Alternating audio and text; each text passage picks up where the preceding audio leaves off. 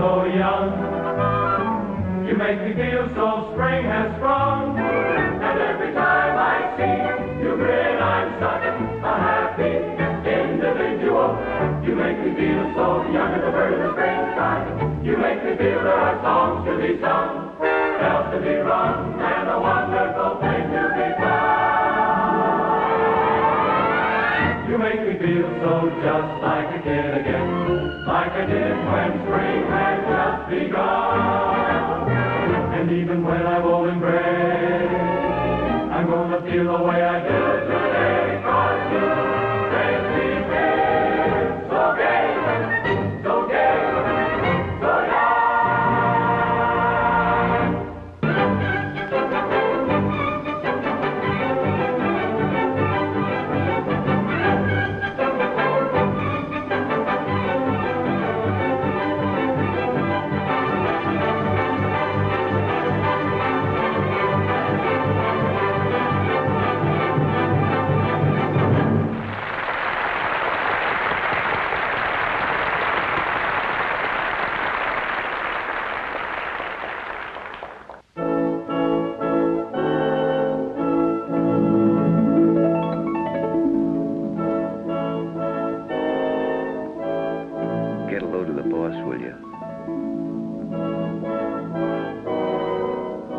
Patron of the arts. Shh.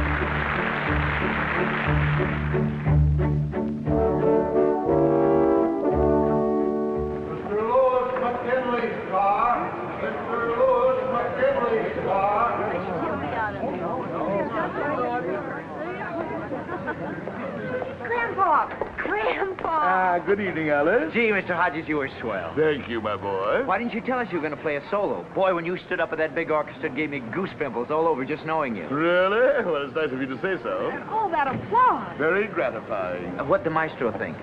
He seemed impressed. Funny, he didn't look so happy to me, the way he kept looking around. Oh, why should he have been happy? Grandpa stole the show, didn't he? I'll say, and with nothing but a little old piccolo, too. You want to drive home with us, Grandpa? No, thank you. I prefer to stretch my legs. Oh, come on, Grandpa. We won't be doing anything up front except a little necking. Maybe you could pick up a few pointers. Young man, it may interest you to know that when I retired from that field some years ago, necking became a lost art. Good night. Good night.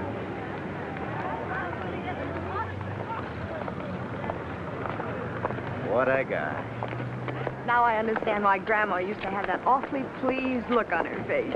Yeah, maybe, but times have changed. It takes more than that to make a go of marriage today. Like, for instance?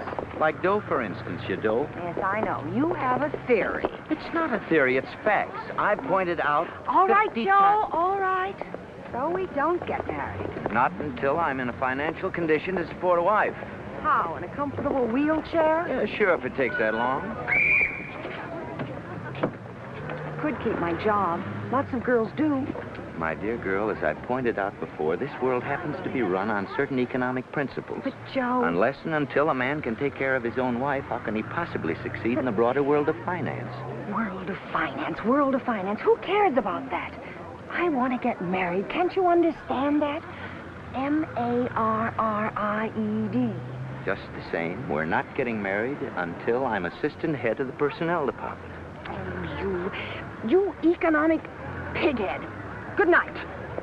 Hey, where you going? Anywhere you're not. All right, go ahead, walk. Let's see if I care.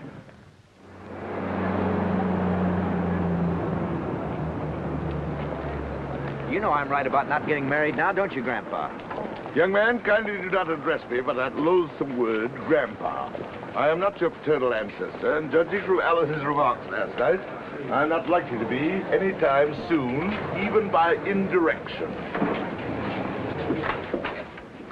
However, my boy, if you want my candid opinion, I don't believe the biological urge from which you both appear to be suffering so acutely gives a hoot whether you're assistant head of personnel or not.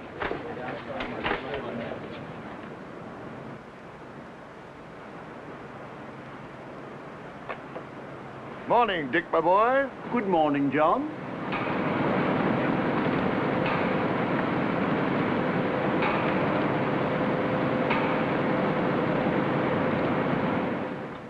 Hodges, John R.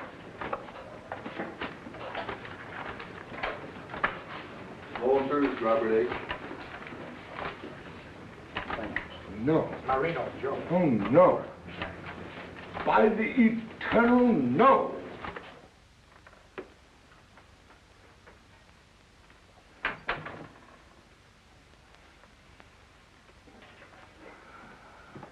Grandpa, you're late. Yes.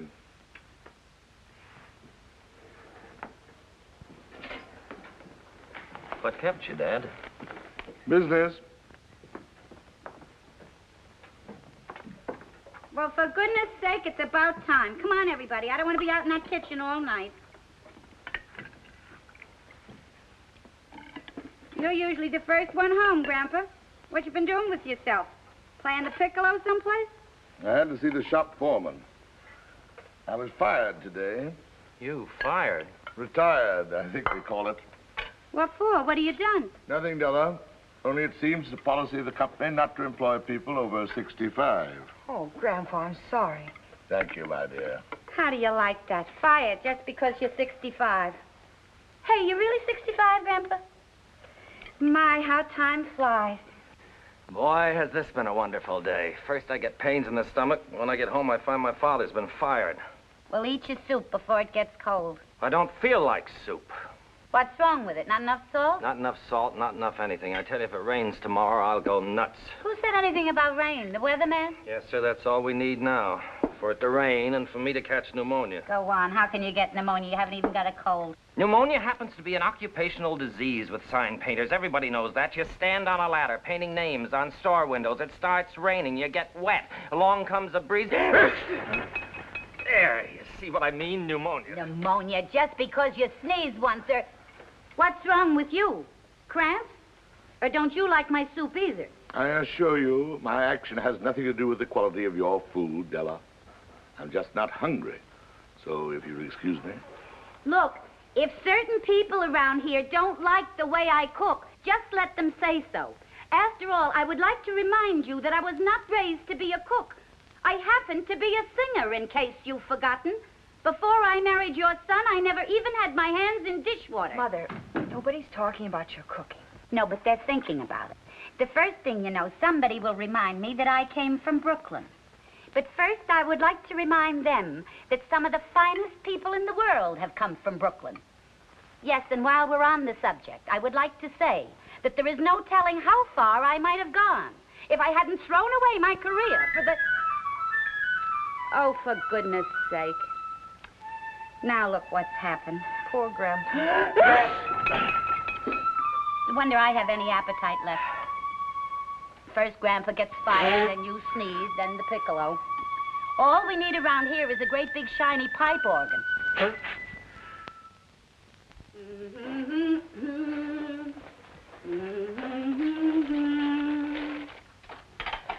Born to be kissed, I can't resist. You are temptation, and I am yours. Oh, good morning, Grandpa. Good morning, Della. What you doing up so early? I thought you'd sleep till 10 o'clock. I'm not sleepy. Take my advice. Sleep when you can. You want some coffee? Yes, thanks. Only do me a favor, Grandpa. Don't sleep too late. Yours is the first room I clean. I assure you, Della, I have no intention of sleeping late. Thanks. Say, by the way, what are you going to do with yourself all day now that you're 65? I don't know. Oh, go to the movies, I suppose. There's a swell double bill at the Rialto. Or maybe you could go up to the park and play checkers with those other old men. Oh. What's so bad about that? Personally, when I think of the drudgery I go through day by day, I can't wait to get to be your age, so I can live out my life with dignity. Dignity can be a very empty feeling, Della. Yeah, well, you can get used to it, like me with the cooking. Hey, I just thought of something. With you not working, you won't be bringing any money in. I'm afraid not. Well, if you'll pardon my saying so, Grandpa, that's going to be quite a blow. Financially speaking, I mean. I expect so. Yeah, especially with the way prices are going up these days. Yesterday, I went in to buy a soup bone. Just a common, ordinary soup bone. 78 cents, he says. 78 cents, I says to him. You used to throw them in for nothing. Not no more, he says. 78 cents. That'll give you a faint idea. Soup bone. 78 cents.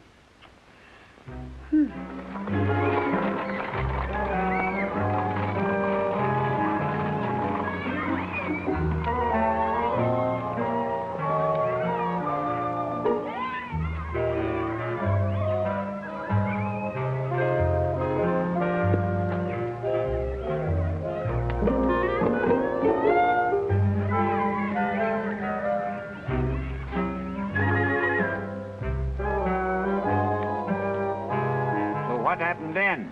So what happened? So she picked up my hat and threw it at me. Hit you? Right in the mouth.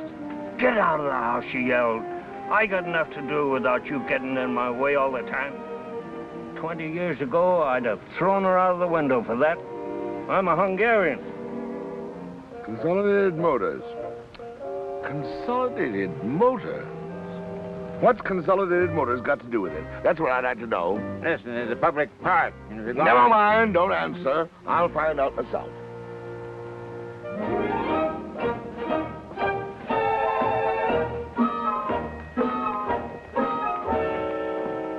Now, this is a point we'd like you to follow in all cases. We'll put the letter on the automatic typewriter, but leave the last paragraph closed on each. Young man, what has Consolidated Motors got to do with Acme Printing Services? Grandpa, what are you doing here? Never mind the salutations. Look at this.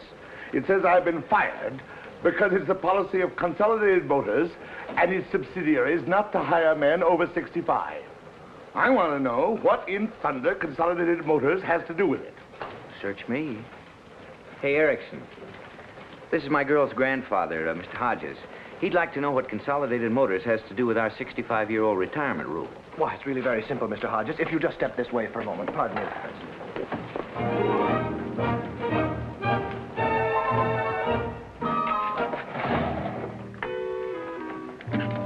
Now, we of the Acme Printing Services are a subsidiary of the Bessemer Publishing Services, whose stock is owned by the Simpson Iron Foundry, which recently merged with the McCullough Nut and Bolt Company, whose parent organization is, of course, United Hardware, the directorate of which is interlocked with Brotherton Steel, a subsidiary of Consolidated Motors. Does that answer your question, Mr. Hodges? Yes, but I must say it seems a little complicated. Big business. Now, if you'll excuse Just me... a moment, young man. Do you suppose if I went to Consolidated Motors, I might get them to change such an absurd policy? Why, Mr. Hodges, you don't mean you'd seriously consider going to Consolidated Motors about such a policy? I'd seriously consider going to the North Pole by a dog sled in the heart of winter if I thought I could get my job back.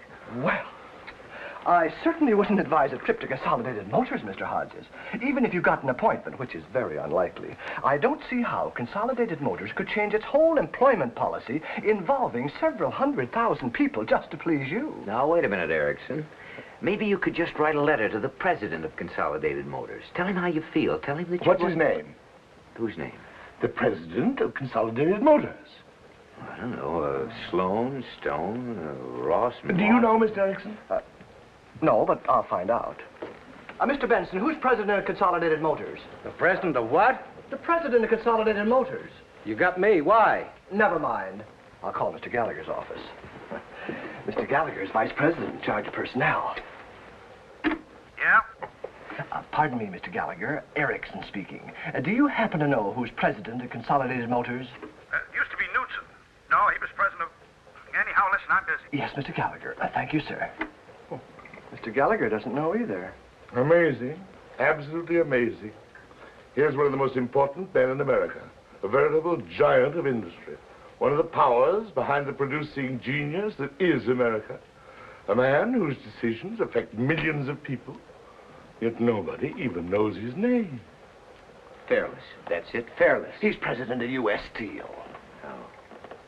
Thank you, gentlemen. You've been a great help. Good day.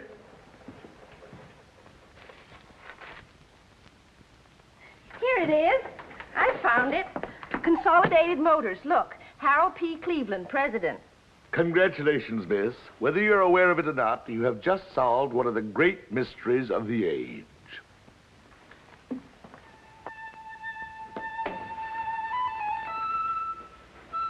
Listen to him. Since 11 o'clock this morning, it's been like this. That means he's thinking. Don't have to think on the piccolo, does he?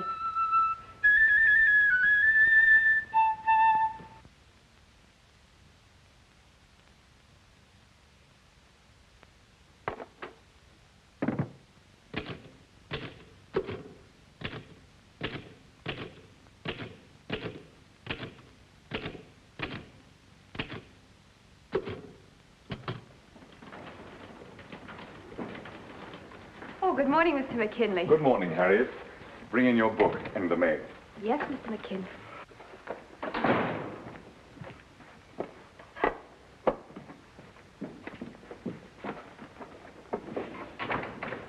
Well, what have we got for today?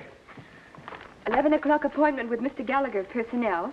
1 o'clock luncheon with the representative of the Blakewell Paper Company. I'd like some coffee, dear. Yes, Mr. McKinley. Then there's your tailor, the barber, the man about those shirts you ordered, and don't forget your pills. What the devil is this? I don't know, sir. I didn't have time to open it. Yes, Mr. McKinley? Listen, Gallagher. I just got a letter from the executive secretary of Consolidated Motors advising me that Harold P. Cleveland, president of Consolidated Motors, will be in town Tuesday. Will I please show him every possible courtesy? Now, what the devil is this all about? I don't know. Beats me. Get Herbert in New York. Well, if you don't mind, I don't like it. What the devil does the president of Consolidated Motors want to come around here for?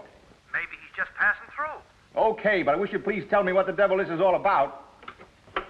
We ever heard of this bird before? Not that I recall. Hello, Mr. Herbert. Just a moment. Mr. McKinley calling. Hello, Herbert. Listen, I just got a letter saying the president of Consolidated Motors is coming up here to inspect my plant next week. I'd like to know why all of a sudden is Consolidated Motors fishing around my place.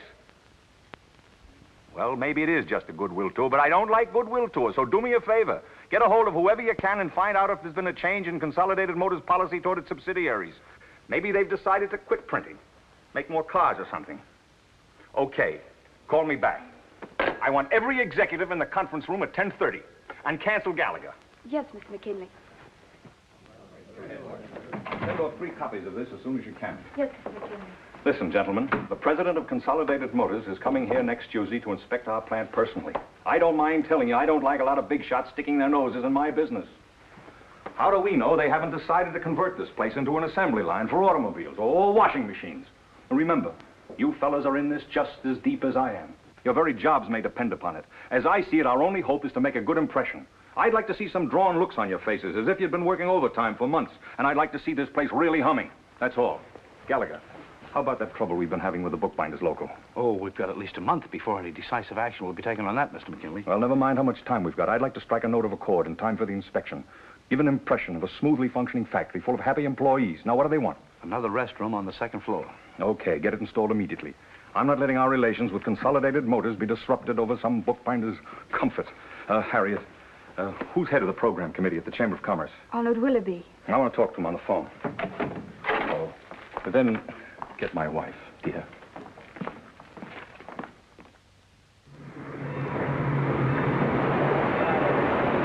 What does he look like? Why, he's great guns, don't you know? I never saw him in my life. Well, of all the idiotic things, a big man like Mr. Cleveland, a man who... the president of Consolidated Motors.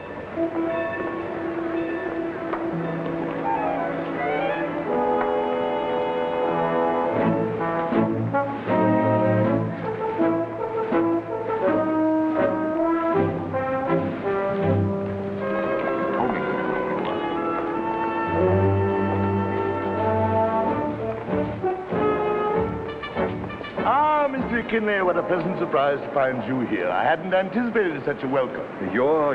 Cleveland. Harold P. Cleveland. Well, how do you do, Mr. Cleveland? This is indeed a great honor. Thank you. May I present my associate? Oh, I recognize Mr. Saltonstall and Mr. Gallagher, too. Delighted to see you, gentlemen. How did you know? Well, I make it a practice to familiarize myself with all my associates and employees. Shall we go? Yes, of course. My car's outside. Take Mr. Cleveland's briefcase. Yes. Oh, no, thank you. I can manage myself.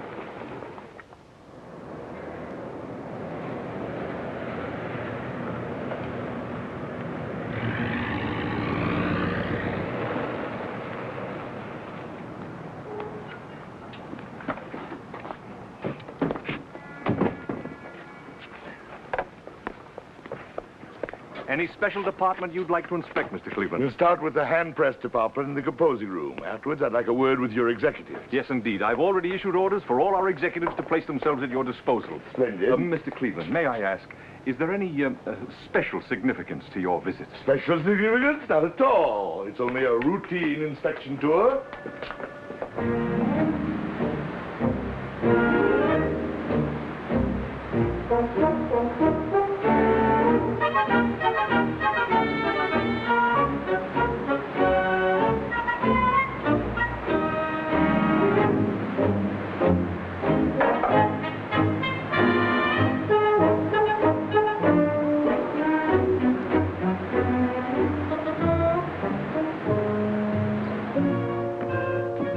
Covers it, Mr. Cleveland, unless, of course, you'd be interested in inspecting our personnel department. I think I've seen all that's necessary.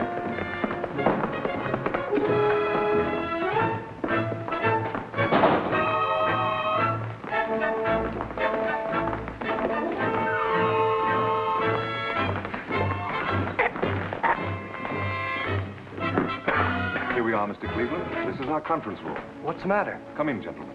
Well, I'll be, Do you know who that was? Well, sure, the president of Consolidated Motors. The president of Consolidated Motors, my hind foot. That was John Hodges. Who? John Hodges of our hand press department. My girl's grandfather. Your girl's what? Grandfather. Didn't you see him wink at me? Why, certainly not. What are you talking about? About John Hodges. You know, the old guy who came in the other day and asked us the name of the president of Consolidated Motors. Yes, but what about him? That's him in there. Only everybody thinks he's the president of Consolidated Motors. Really, Elliot, you ought to see a doctor or something. Why in the world would an important man like Mr. McKinley be wasting his time with somebody from his own hand press department? Sometimes, Elliot, you're a very stupid man. Gentlemen, I'll tell you why I wanted to visit your plant. As a young man, I had great admiration for the art of printing. I still have that feeling. But in all frankness, I must tell you that I've been keenly disappointed with what I've seen here today.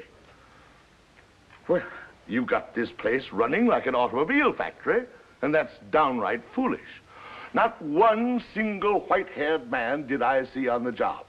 Where, I ask myself, where are those men? Those artisans? Yes, those artists whose love of their craft has been handed down from generation to generation. Got that, Harriet? Yes, sir. Now, I know it's the policy of Consolidated Motors not to hire people 65 years of age or over. Perhaps the labor technique of putting an automobile together requires youth rather than experience. But for the life of me, I don't see how such an asinine policy, and I use the word asinine advisedly, can apply to the art of printing. My suggestion, Mr. McKinley, is that you forget about the age requirements of our assembly lines and bring back the experienced craftsmen who honor your trade immediately. Harriet, take a memo to all our executives. As of today, our employment policy is no longer governed by the 65-year age level.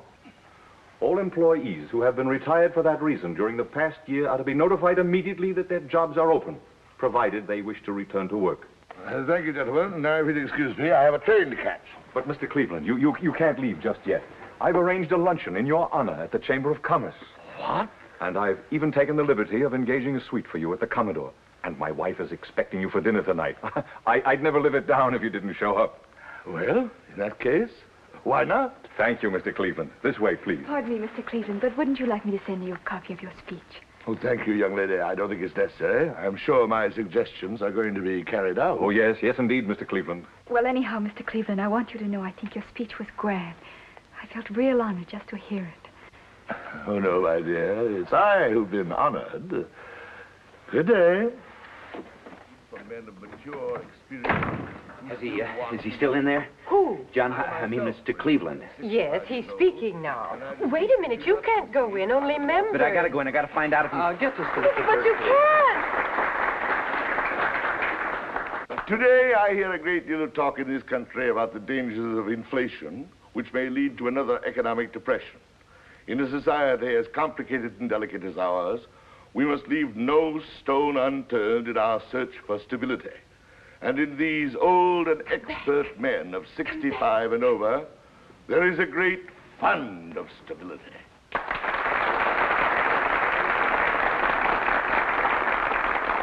I confess there are moments, gentlemen, when I regard mass production and its subsequent benefits of a higher standard of living as a two-edged sword. What are we sacrificing in this frantic chase for comfort? Well, for one thing, we're sacrificing those simple dignities of life which have helped make ours the greatest productive nation on earth. Now, mind you, I think that security and comforts are wonderful things. I'm all for social security. But in all our quest for this security, let us not lose sight of those things which have made this a great nation. Let us not forget that our economic strength depends basically on one thing: individual initiative.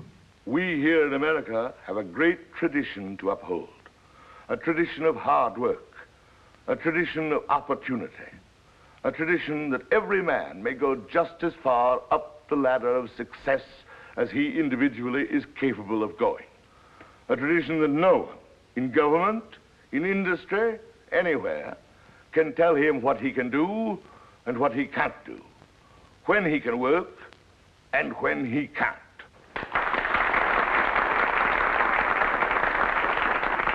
In all earnestness, I tell you, gentlemen, that just so long as our workers can go to their jobs with the same fervor and self-respect that they go to their wives, will we be able to fight off the threats of inflation and avoid the pitfalls of depression. I thank you.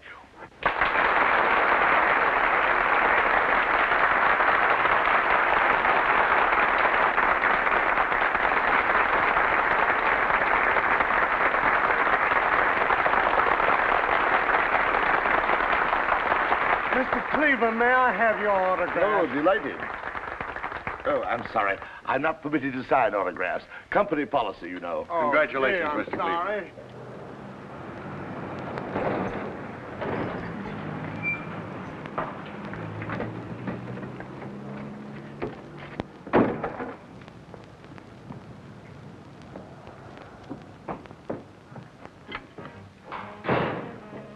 Well, it's about time. Oh, it's you. Where is he? Where's who? Mr. Hodges, your grandfather. Out? Why? Look at this. C.M. Prexy says human dignity will beat inflation. What's that got to do with us? Look at it. Look at it good. Whose picture's that? Says he's Prexy as CM, whatever that means. That's what it says, but it's him, Mr. Hodges. Your old man. That? Oh, you're crazy. Look, I'm not blind. My eyes are good enough for the Air Corps, and I'm telling you, that's Mr. Hodges. I saw him today with my own eyes. Oh, for heaven's sakes, Joe, sit down and stop being ridiculous. What in the world would Grandpa be doing at a Chamber of Commerce luncheon? Just look at the picture. That's all I ask. Just look at it. That could be a picture of anybody. As far as I can see, the only resemblance is they both got whiskers. Not even the same color whiskers. But I'm telling you, he winked at me. Joe, look at me. Look me in the eye. Have you been drinking? Drinking? I who think of nothing but success 24 hours a day drinking? Well, I like that. But I'll tell you one thing, I'm going to get cockeyed tonight if somebody doesn't start believing me. Oh, boy, what a house this is. First, we get a piccolo player. Then we get a fellow who sneezes just once, and all of a sudden he's in a hospital for an occupational disease. And now we got a lunatic on our hands who starts seeing things in newspapers. By George, this Cleveland makes sense. I'm going to save this. I want Dad to read it. Read it? He said it. Joe, please. So you think I'm drunk? Well, what else am I to think when you come bursting in here screaming that Grandpa is president of Consolidated Motors? Okay. Okay, I'm a liar. I'm drunk. I don't know what I'm saying. But I'm telling you, I saw him today, and he winked at me. Good evening, everybody. There's good news tonight. This afternoon, Harold P. Cleveland, president of Consolidated Motors, offered a confused world the best recipe to beat inflation and continue prosperity that this commentator has heard. Yes, sir. Winked at me. Have you already mixed the martinis? Yes, madam. My husband likes them very dry. I understand, madam. He also likes them served immediately after he comes in. Yes, madam. Well, that may be he now. The wife should be ringing the bell. Shall I go and see, madam? Please. Willie. Huh? Turn that thing off. Okay. Good evening. Good evening. Who should I say is calling, sir? Me. Mr. McKinley. I live here. I beg your pardon, sir. You'll find Mrs. McKinley in the drawing room. New butler. I tell you, the servant problem Yes, today... I know. I've been having trouble with my cook lately, too. Lucille, this is Mr. Cleveland. Mr. Cleveland, my wife. How do you do, Mr. Cleveland? It was nice of you to come. Thank you. It was nice of you to have me. Come on, meet him, but listen. Do me a favor just for tonight and spare us any of your political philosophy. Okay. Mr. Cleveland, this is our son, Willie. Good evening, young man. Hello, Mr. Cleveland. Hey, we were studying economics the other day, and I saw a picture of you. But you don't look a thing like you Willie. do. Yes, sir. My husband likes martinis, Mr. Cleveland, but if you prefer something else... Not at all. My favorite beverage. These dry? Yes, Louis, very dry. 4-1, sir. Here's to Consolidated Motors. Thank you. But if you don't mind, I'd rather drink to a lovely lady. Thank you. I'll take the tray. Yes, sir. What class are you in, young man? 10th? On the football team? Well, kind of. Kind of. Oh, so that's the way it is. I used to be a bench sitter myself. How about a little refill, Mr. Cleveland? Thank you. A wee modicum, perhaps? I thought we'd have dinner at home tonight. Just family style. After that, if you like, I thought we three might run out to the country club for a little while. The country club? I'd like you to see it. It's brand new and not half bad. Most of my executives belong. Got a great little golf course. What do you say? Well, I'll be delighted. That is, if Mrs. McKinley... Oh, I'd like it very much. Very much indeed.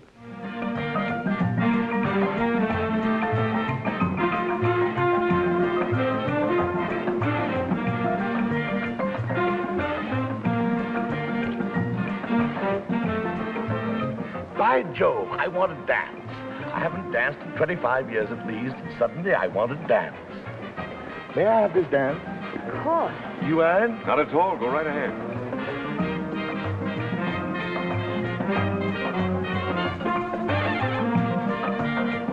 What kind of barbaric music is this? It's the rumba. For one moment, I had the wild illusion it was the bunny hug.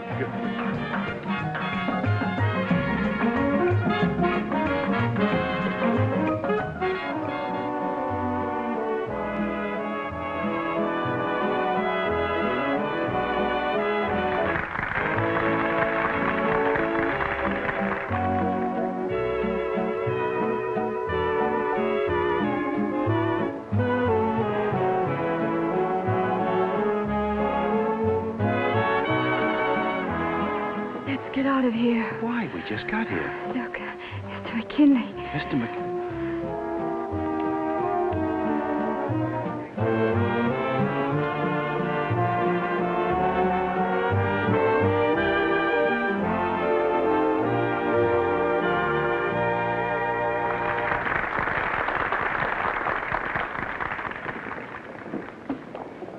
Well, you two must enjoy dancing. Your wife happens to be a very beautiful dancer, Mr. McKinley. Yeah? Well, for myself, I think it's a waste of time. Look, if you don't mind, I'll run along. I've got some papers to go through. Well, perhaps we'd all better... Oh, no, you two stay here and enjoy yourselves. I'll send the car back. Oh, don't bother. We'll get a taxi. No bother. My driver's used to waiting. I'd prefer a taxi, Louis. Okay. Good night, Mr. Cleveland. Good night, and thank you for a wonderful evening. Glad you liked it. We'll have to do this sort of thing again. Yes, indeed. I'd like that very much. By the way, before you go, there's just one thought that I'd like to leave with you, Mr. McKinley. Just a bit of my personal philosophy. I like a man who works, and works hard. But that's not enough. A man ought to play, and play hard, too. I have an idea that you don't play enough, Mr. McKinley. That's very sound advice, Mr. Cleveland. I'll take care of that in the future. Good night. Good night.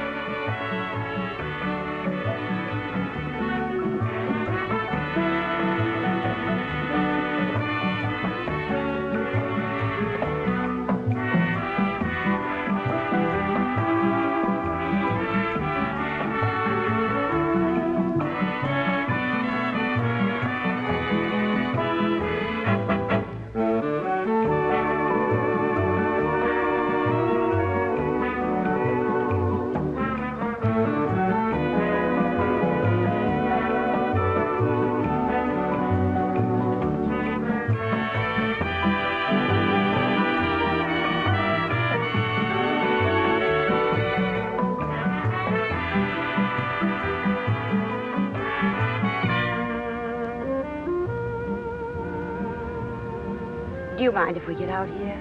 It's only a little way, but I can't bear to go in yet. Pull up here. We'll walk the rest of the way.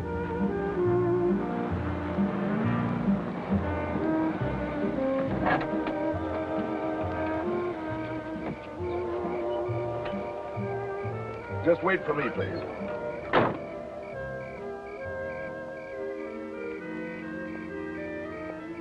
You think I'm silly, don't you? On the contrary, I think it was a charming idea.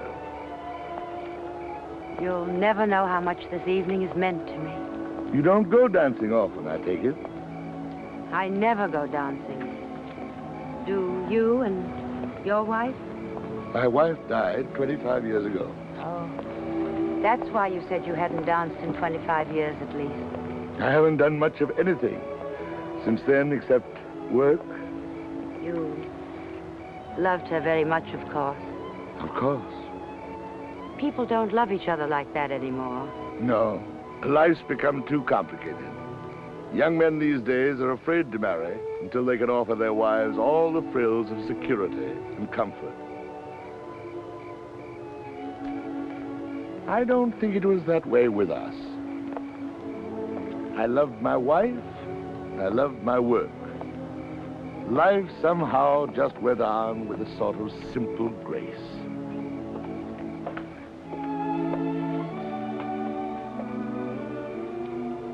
Are you leaving tomorrow? Unfortunately, very early tomorrow.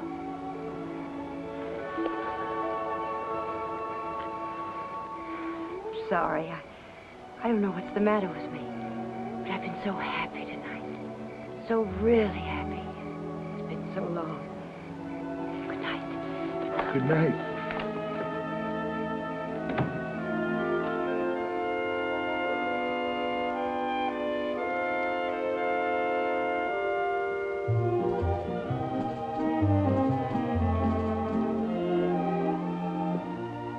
Listen, don't give me that he wanted to talk business routine.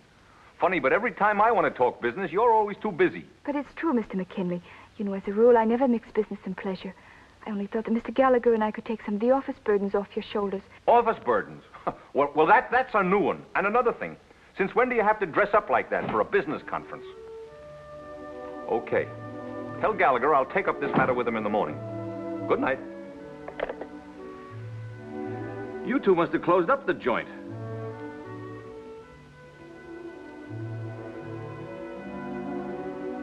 By George, you're really a good-looking woman, Lucille. And did he go for you? Couldn't take his eyes off you. What did you do after I left? Louis, I want a divorce. What? You love me, Louis? What the devil has that got to do with it? Answer me. Do you? Well, how do you like that? She meets a guy one night, and right away she starts yapping about, do I love her? What's the matter? Isn't my money good enough for you anymore? Haven't I supported you in the style to which you're accustomed? Yeah, and your whole family, too, for 20 years. You don't understand. You've never understood. Oh, yes, I do. I understand, all right. It's you that's cockeyed, but you're not going to get away with it. So you might as well get any tomfool ideas about divorce right out of your head. Please. Let's don't argue about it. We've been married 20 years. Sounds kind of silly to be talking this way after 20 years, doesn't it? I'm sorry it's turned out so badly. But I've been so miserable. Not so fast. I want to know what happened tonight. I told you nothing happened. Don't give me that. What happened? It's just that tonight, for the first time in years, I've known what it's like to be admired and respected, to be treated the way a woman wants to be treated. I know you think it's silly, but it's true. Just once more before I turn the corner, I want to know what love is. Well, that's just great. That's just wonderful. You know a man 20 minutes, and it's love and bloom. Oh, I realize I'll probably never see him again. But I can go on the rest of my life just dreaming about tonight. Well, how do you like that? We've been married 20 years, and now you're in love.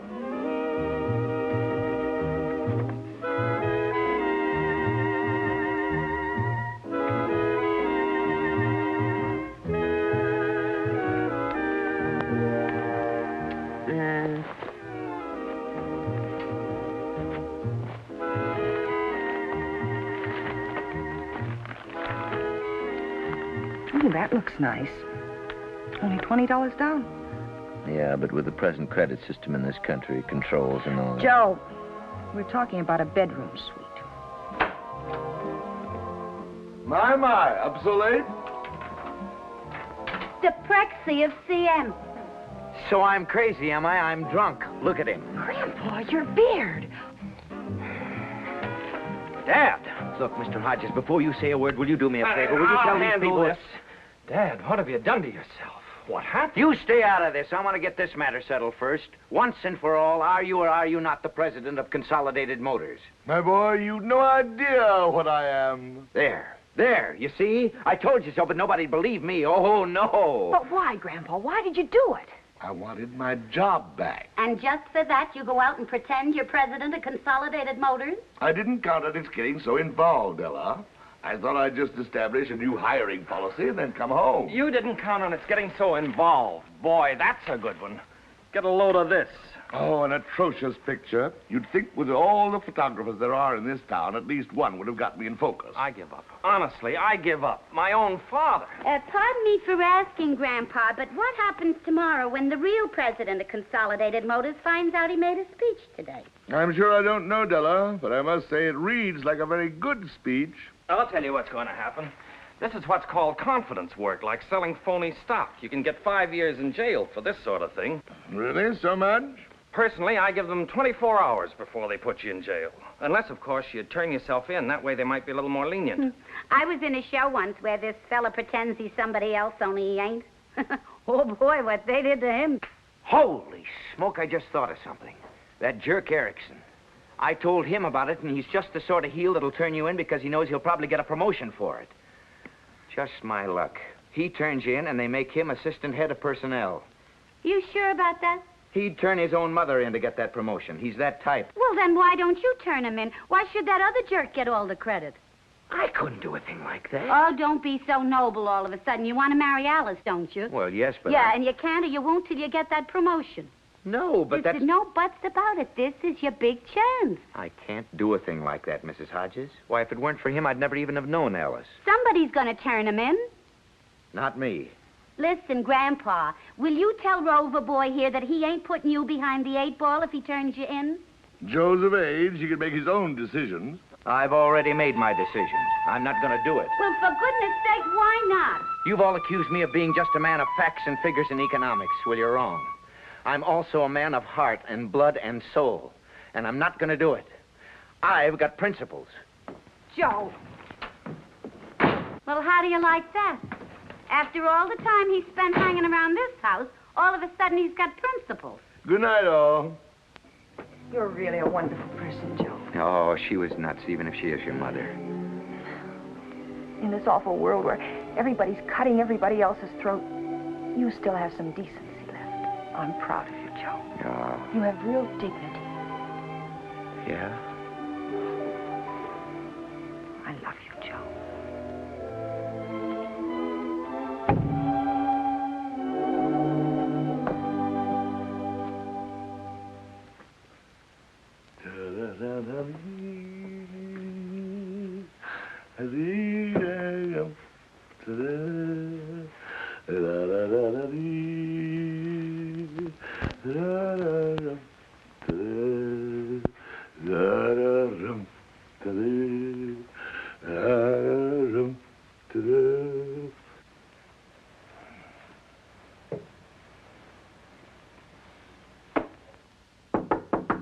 Come in. Grandpa, I just made a wonderful discovery. Really? I just realized that you're a great man. Ha ha! I guess I'm beginning to grow up at last, Grandpa, to understand things. What kind of things, my dear? Dignity. That's the word, dignity. All of a sudden, it came to me like a flash of lightning that there's nothing so important as a person's own dignity. It's more important than maintaining a high standard of living or even being assistant to the head of some old department. And that's what this was all about, wasn't it? You were fighting for your dignity, the dignity of your work. And for that, you were willing to take on the whole complex world. I think you're a wonderful man, Grandpa. Thank you, my dear. Good night. Good night.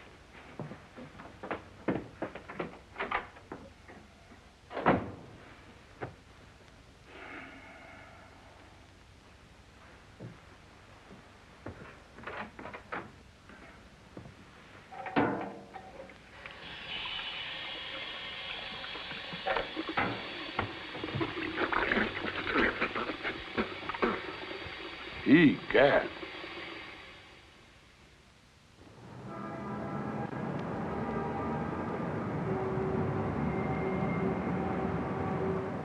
In our time, we have grown accustomed to the machine age and its coldness. Mr. Cleveland's fine speech has given us a new realization of honor and humanity, as well as a truer understanding of the individual's place in our American culture. Our hat is off to Mr. Cleveland. He is a great American. Read what that paper there has to say, Mr. Cleveland? Not yet. It says, God bless Mr. Cleveland and Consolidated Motors. They restored our faltering faith. That sure was some speech, Mr. Cleveland. Kind of makes you proud to be an American. I've never seen anything like it. There must be 10,000. This isn't even half of them. Listen, Clancy. Of course, I'm only head of public relations around here. I suppose it'd be too much trouble for anybody to tell me when the boss is going to make a speech. Don't blame me. I didn't know any more about it than you did. He told me he was going to the ball game yesterday afternoon. What a speech. This'll sell 1 million cars. And look what's happened to the market. Opened 2 points up straight across the board. Seen this? That's cute. Yes, sir. I bet the rest of the industry's tearing their hair out right now. Still, there's something fishy about all this. Unless I'm out of my mind, I was having luncheon with Mr. Cleveland at the plaza at 1 o'clock yesterday. Oh, now take it easy, Bill. You better lay off that hooch. That's when he was making this speech. Well, maybe 1:15, 1:30, but I know it was yesterday. Hey, Harold, what's the big idea? Set up a special meeting of the executive committee in my office at 11 o'clock and get my lawyers. To sum it up, gentlemen, it appears that this person's speech has not only caught the public's fancy and brought this company a great deal of goodwill, but it's had a profound effect on the whole market. Indeed, on the whole business structure of America. The question now is, what are we going to do about it? There's only one thing we can do. Categorically deny the whole thing. And categorically deny ourselves $25 million? Well, if we don't deny it, you can bet that somebody else will. Then where will we be? You're a lawyer, Joe. What do you think? Well, frankly, it looks to me like a carefully planned maneuver, not only to create a bull market, but to put Consolidated Motors in an awkward spot. Maybe, though actually, when you analyze it, the speech doesn't really say anything except what we've all been saying. About individual initiative, keeping our shoulders to the wheel, and giving a bunch of old men some jobs. If you ask me, I'd say it's the work of a crackpot. I disagree. I've read the speech a dozen times. I don't find any crackpot ideas in it. In fact, I consider it a splendid speech. I'm inclined to agree with everything it says. No, Ernest, the thing that worries me is, why didn't I make that speech? What? You're paid a handsome salary to handle the public relations of this company. Here's a fine business talk that I could have made. Now, why didn't you think of it for me? But Mr. Cleveland, In fact, why didn't I think of it for myself? For that matter, why didn't some of you other gentlemen think of it for yourselves? Well, I think Mr. Cleveland has a point there. Now, my suggestion is that for the time being, at least until we can make an investigation... I've already taken steps to do that. Then I move we just sit tight. I second the motion. All in favor? Aye. Aye. Gentlemen, I know I don't have to caution anyone here that this is a matter of utmost secrecy. Good day.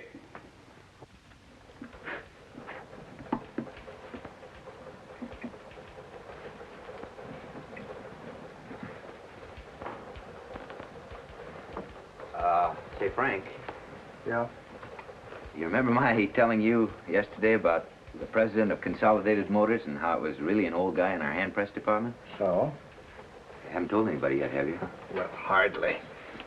Well, do me a favor and don't. It's a long story I can't explain, but just take my word and don't. Sure. Thanks. Well, see you around.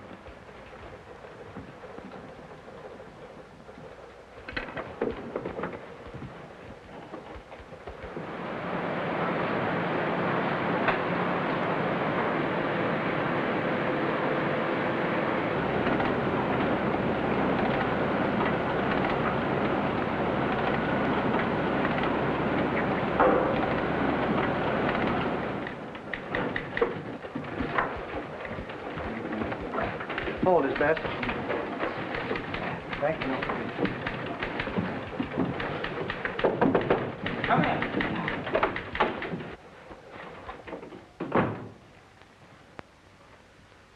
Well? Mr. Gallagher, there's something going on around here that I think ought to be brought to Mr. McKinley's attention immediately. What sort of something? This whole Consolidated Motors thing, sir, it's just a gag. What whole Consolidated Motors thing? The man that was here yesterday inspecting the plant is not the president of Consolidated Motors. He's a printer in our hand press department. What's that you got behind your back, Erickson? Dirty pictures? Oh, no, sir. This is the file on him. The file on who? On this man who everybody thinks is the president of Consolidated Motors. The one who made that speech at the Chamber of Commerce yesterday? Listen, are you drunk? Oh, no, sir. Well, then what's itching you? What are you driving at? Only that the man that was here yesterday inspecting the plant was an imposter. He pretended to be Harold P. Cleveland, the president of Consolidated Motors, and he's not. He's John Hodges, a printer. Listen, Erickson, if this is a gag, I don't like it. I know it sounds fantastic, sir. You're getting to be something of a screwball. You know that, don't you? Me, sir? I've got to make my choice for a new assistant around here pretty soon, and I don't mind telling you, you're not giving me a very good impression. But it's not a gag, sir. It's true. Honest it is. What's true? The president of Consolidated Motors that was here yesterday was not the real president of Consolidated Motors. The real president is a man named Harold P. Cleveland. The man that was here yesterday is John Hodges, who works in our hand press department. All you have to do is look at his picture right here in the file, sir. Never mind the file. Now, let me get this straight. You say the whole world thinks the man who inspected our plant yesterday was the president of Consolidated Motors. Is that it? Yes, sir. And then he made the speech at the Chamber of Commerce. Mr. McKinley thinks he was the president of Consolidated Motors. The papers think so. The Chamber of Commerce thinks so, but you don't. You think he's a measly little printer in our hand press department. I'm sorry if you refuse to believe me, Mr. Gallagher. Don't be silly, Erickson. Of course I believe you. And by the way, my name isn't Gallagher. I'm Harry Truman, President of the United States. And you're not Erickson. You're Princess Elizabeth's baby, Bonnie Prince Charlie, remember? But, Mr. Gallagher... Get out of here. And the next time you come in with one of your fool stories, I'll have you locked up in a padded cell. Now, get out!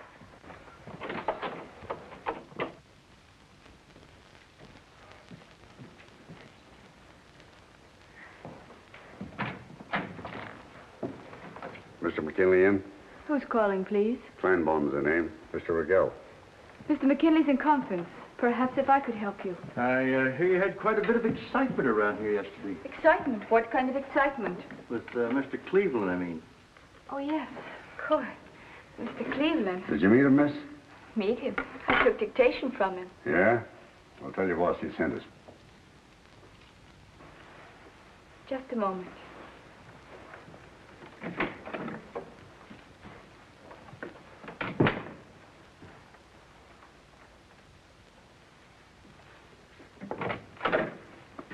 Mr. McKinley will see you now. Thank you, miss.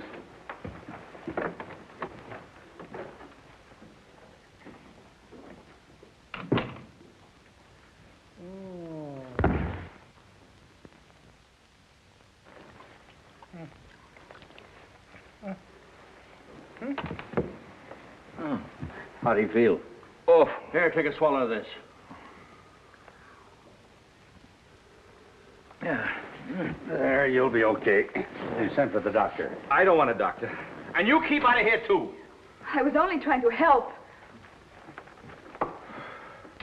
Of course you understand this must be handled with absolute secrecy, Mr. McKinley. Don't worry. I'm the guy that was taken.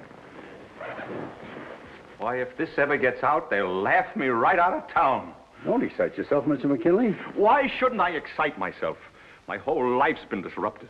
First, my wife wants a divorce. Now I faint.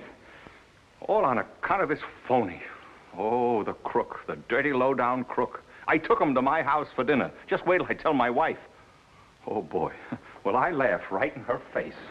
Falling for a phony. Well, we'll take a look around. Yes, sir. If we find out anything, we'll let you know. Meanwhile, you get any ideas yourself, you Motors.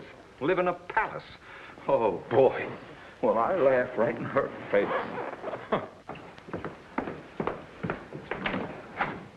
I've got to see Mr. McKinley right away. It's a matter of life and death. What's the name? Mr. Erickson of the Personnel Department. Personnel. Mr. Gallagher's department? That's right, and please hurry.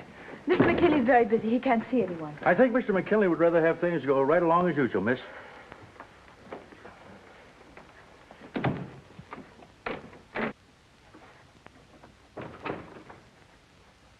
Mr. Erickson of the Personnel Department to see you, Mr. McKinley. Who the devil is Mr. Erickson of the Personnel Department? I assure you I haven't the faintest idea, Mr. McKinley. Only he says it's extremely urgent. Oh, he does he? Really, Mr. McKinley, I'm only trying Okay, send him in. Why not? The more the merrier.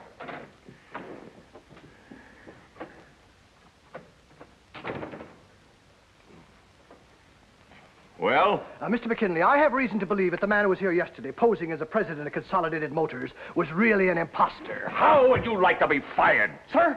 Listen, you half-wit.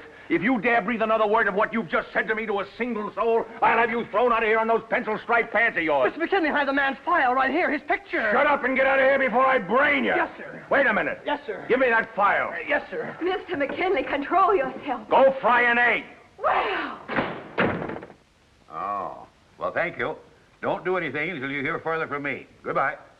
Kleinbaum, he says the man works right there in the plant. The police been notified? Oh, wait a minute. You want to break this thing wide open? But you can't let a low common thief, a confidence man, go around professing to be president of Consolidated Motors. Well, keep your shirt on. Nobody suffered any great damages. In fact, when you come right down to it... Wait till you get a load of this, straight from Union headquarters. Listen. Since Mr. Cleveland has shown a willingness to see labor's point of view, and since the United Automobile Workers are just as eager as Mr. Cleveland to maintain the nation's economic strength, we hereby pledge ourselves to arbitrate all current differences in the same spirit of this speech. How do you like that? Why, this is absolutely the most ridiculous position the company has ever been in.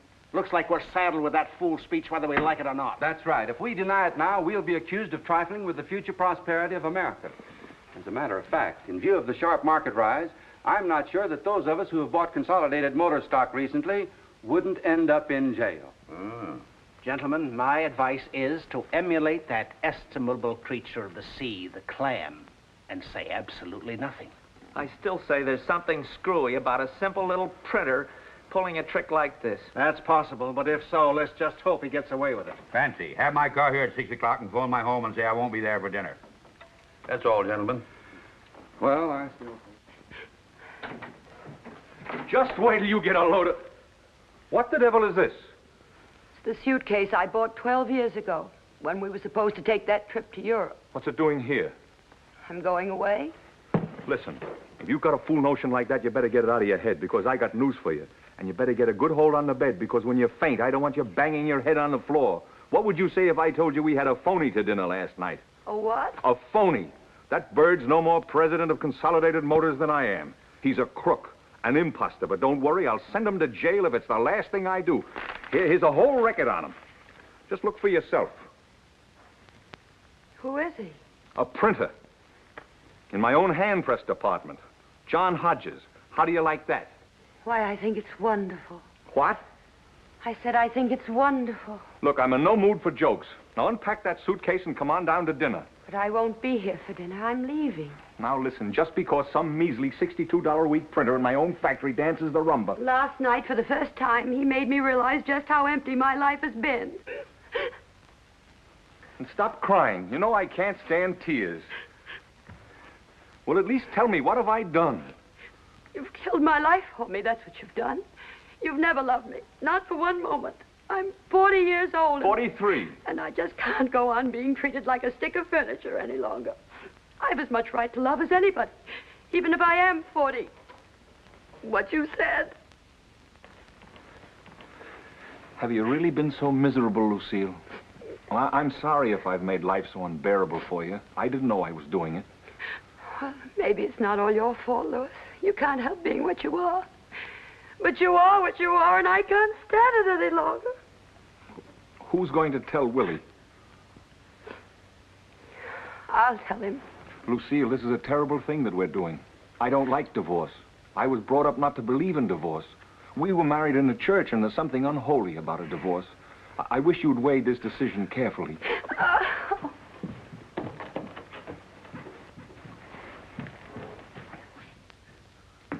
Willie. Oh, Mom, I'm starved. Yes, dear, I know. Willie, I have a shock for you. But I think you're old enough and sensitive enough to understand. Sure, what is it? Your father and I, we're separating. We're getting a divorce. Divorce? Is it a very big shock to you, dear? Is it a shock? Boy, is that some question? Of course it's a shock. Naturally it's a shock. Oh, I'm sorry, dear. I didn't mean to shock you. But I thought it would be better if I came straight out and told you. Here, sit down, darling, please. I don't want to sit down. I don't feel like sitting down. You're angry with me. I'm not angry. I'm just upset, that's all. What's so surprising about being upset? You'd be upset, too, under the circumstances. Oh, dear, I didn't mean to upset you. Actually, I'm quite upset myself. I feel terrible. Right here in my stomach. Willie, you're not going to be sick. I don't know. I must have some kind of psychosomatic disorder. It hits me right here in my stomach. Oh, dear. I don't know what to say. I've never felt so miserable in my whole life. I'm going away. Where? I don't know. To my family in Maryland, I suppose. Of course, they'll be furious with me. They'll want me to come straight back and apologize to your father, but I just couldn't do that. Oh.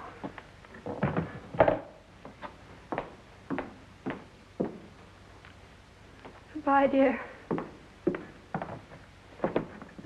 Oh, go take some aromatic spirits of ammonia, then lie down flat. Where's your mother? Gone. Gone? Gone where? To Maryland. I feel sick.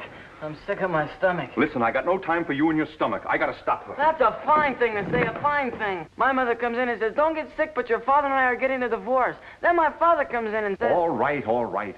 Take some soda water. I'll head her off at the railroad station. You stay here. If she comes back, don't let her out of the house again.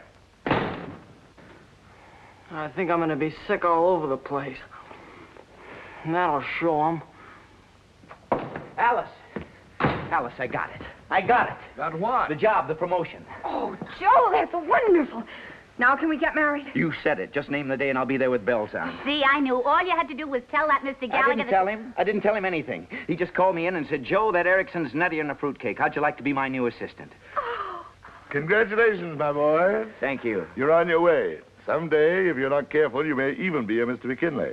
Yes, sir. However, don't forget one thing. There's more in life than mere success, young man. Or rather, you should make up your mind what you mean by success. Remember, it's not just having a job. It's not just making money. It isn't? In fact, it has nothing to do with those things. It's what a man gets out of his work that matters. Are you doing something you like? Are you aware of the essential dignity of what you're doing with your hands, with your mind? Well, I said... First of all, there's a stewardship of responsibility that one of your generation... Yeah, well, there's the beer. What beer? The beer I ordered to celebrate our engagement, you dope. A case, a whole case. Wait, how do you know it's the beer? Maybe it's the police. The police? Oh, my goodness. I'll go. Yes? Does a Mr. John Hodges live here? Who's calling, please? Mrs. Lewis McKinley. McKinley? Oh, I'm sorry. He's gone to the Open the door, country. Alice. Let Mrs. McKinley in. You're... John Hodges. I dyed my whiskers. You must excuse my granddaughter's behavior, but you see, we were expecting the police, so naturally she was suspicious. This is the rest of my family. My son George, my daughter-in-law, Hello. and Mr. Elliot, the young man who thought you were a case of beer. How do you do? How do you do? May I see you for a moment alone, please? Certainly. Come into my bedroom. Thanks. His bedroom. So what? After what's been going on in this house for the last 24 hours, you gonna draw the line at a bedroom? So what? No, please. Don't turn on the lights. Not yet. Well, it's a little compromising, isn't it, not having the lights on? Well, I'd like to feel a little compromised. I'm leaving my husband. Really? May I ask why?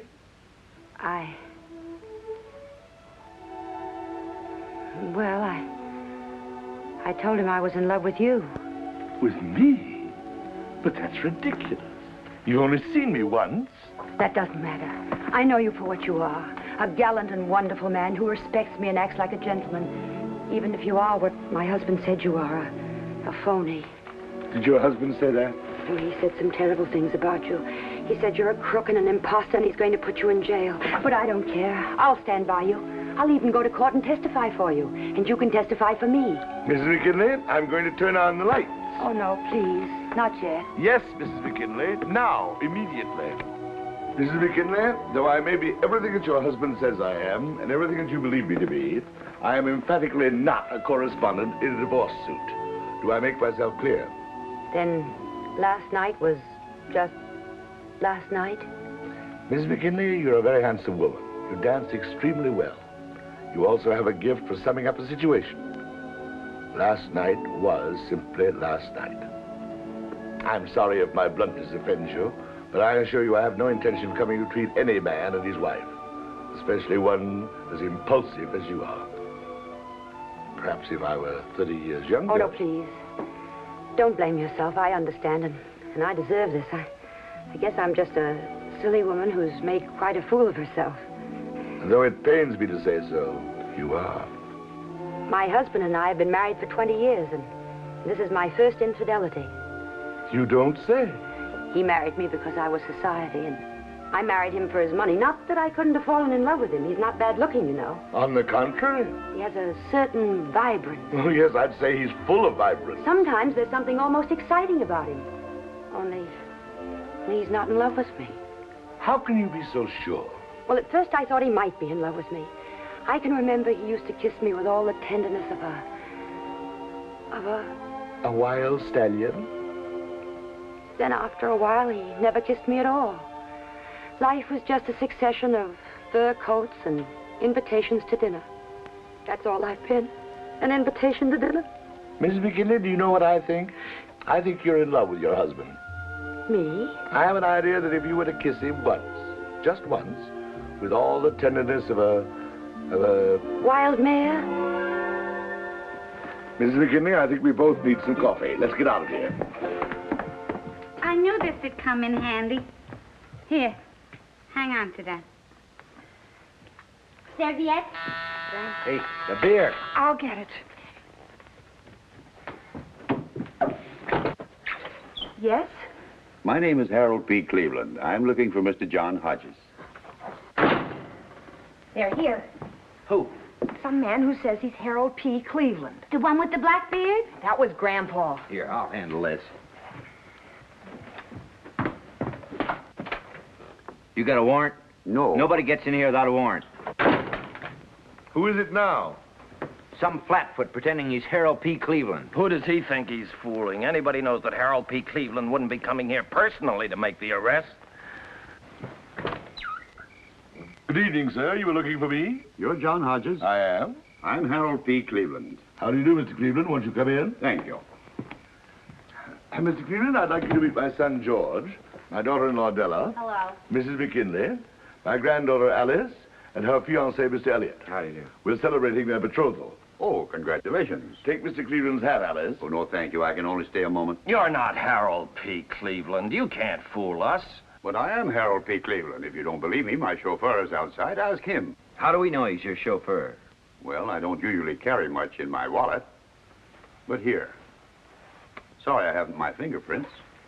Well, what is it you want, Mr. Cleveland? I just wanted to meet Mr. Hodges, that's all. I'd like an explanation. I think I deserve an explanation. I agree, Mr. Cleveland. Would you step in here, please? I don't mind telling you, Mr. Hodges, you've put Consolidated Motors in a highly ridiculous position with this escapade of yours. And while I'm told that technically you've committed no crime, I'd still like to know why you did it. Did I hear you say that I'd committed no crime? Probably not. At least that's what our lawyers say. And from the fees they get, they ought to know. Well, well, this is a pleasant surprise. My son here was sure that I'd go to jail for 5 years. Imagine that, George. No crime. What do you know? He really is the president of Consolidated Motors. He is? There's no doubt about it. Is that so? My, what a crazy evening this has been. First, my daughter gets engaged, and then the president of Consolidated Motors drops in. Joseph, get the president of Consolidated Motors a chair. I declare, when you stop to think of it, you know, nobody's going to believe me when I tell them. They're going to laugh right in my face. Somebody give him a piece of cake. Oh. It's a Lady Anne chocolate surprise. Well, no, thank you. Oh, come on. I made it myself. My doctor doesn't allow me to eat cake. Oh? Why? You got diabetes? Oh, no, it's something entirely different. Oh. I'm sorry. May I shake your hand, Mr. Cleveland? I'd like to tell the people at the plant that I shook the hand of the president of Consolidated Motors. Not that they'd believe me, but I'd like to tell them so anyway. That'll do, Joe. Maybe you'd like a cup of my special coffee, Mr. President. Everybody says what good coffee I make, even though I'm not the cook type. I was on the stage, you know. Maybe you saw me. No, I'm afraid I never had that privilege. Have you any saccharin? Saccharin? No, but we can get you some in just a minute. Hey, Joseph, run over next door and borrow a cup of saccharin. Oh, well, please don't bother. I'll take it just as it is. Only half cream. No bother at all. You sure you never saw me? I was billed as Della Robbia, the bombshell of song. I never went to the theater when I was a young man. And now, Mr. Hodges, I'd like to hear your story. Well, it's really a very silly story, Mr. Cleveland. In fact, when I look back on it, it seems absolutely incredible. Here you are. Excuse me, now don't go away. I'll be back in just a minute.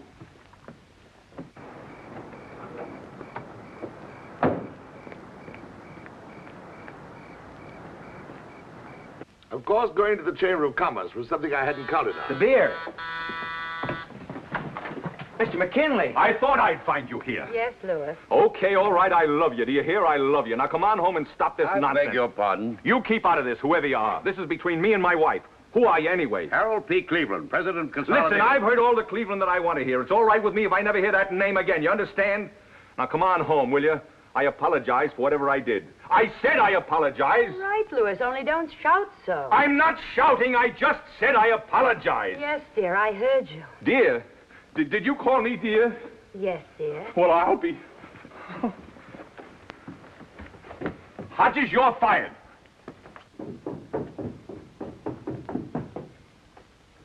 Grandpa. Grandpa? Oh, I beg your pardon.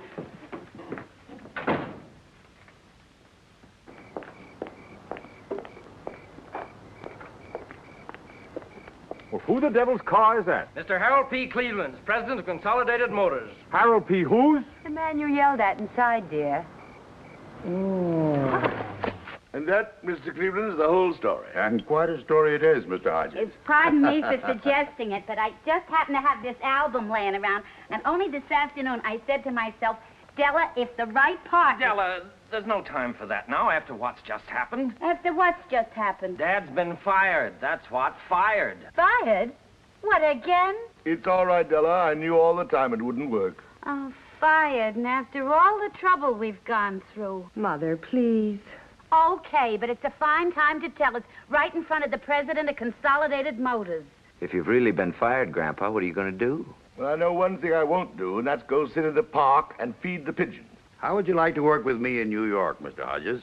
There's a little office next to mine. We could have it redecorated. Oh, Grandpa. For goodness sake, imagine New York. Maybe you could find a little apartment. I'm sorry, Mr. Cleveland, but I couldn't do that. You know the well-known hackneyed phrase, New York may be all right for a visit. Maybe you could live in Brooklyn. No, Della. Not even Brooklyn. Oh, it's a question of money. No, thank you. I make all the money I need right here. All the money you need? Listen, you just lost your job.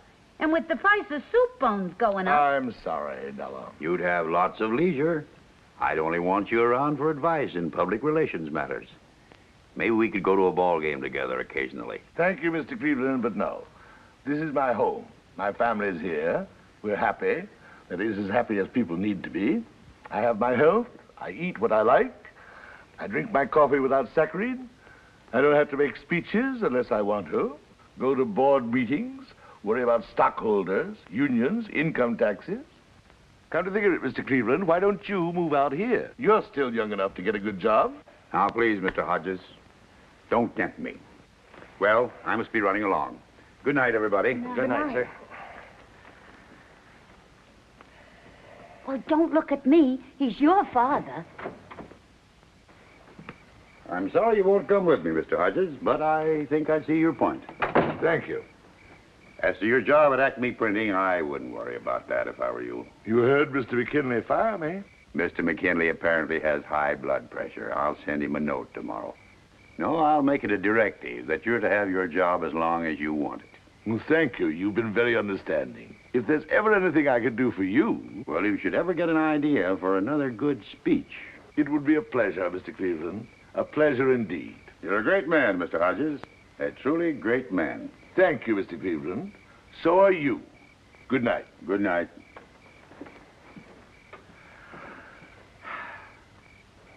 Da-da-da-da-dee, da-da-da, da-da, da-da-da-da-dee, da-da, da-da.